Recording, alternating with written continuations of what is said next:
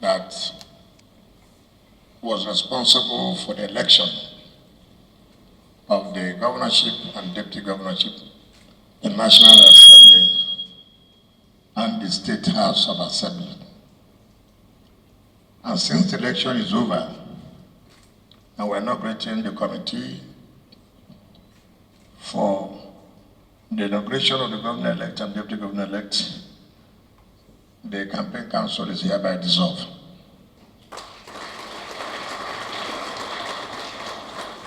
So there's nothing like campaign council again. Election is over. I want to sincerely thank the DG and members of the campaign council for the wonderful work they've done that gave us not less than 98% of the successes recorded.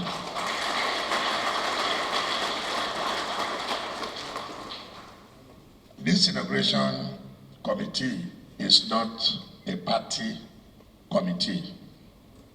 It's the inauguration of the governor and the deputy governor that will serve the interests of Rivers State. So this is not a party affair.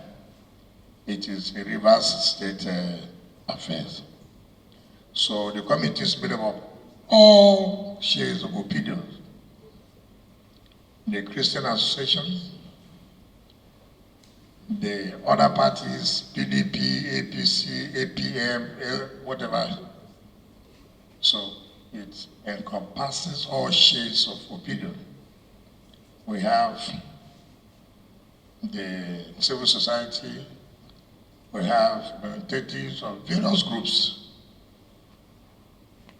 and in fact, our state has the largest number. Because bearing in mind how our state is, if inauguration committee is just to prepare for the swearing in of the governor and the deputy governor elect. It is not because you're a member of the inauguration committee, therefore it's automatic that you must serve in the cabinet. Now, I have found out something, and I've always told people, when you have an opportunity to serve, I've always told people that it is not an opportunity that money must come out at every given time.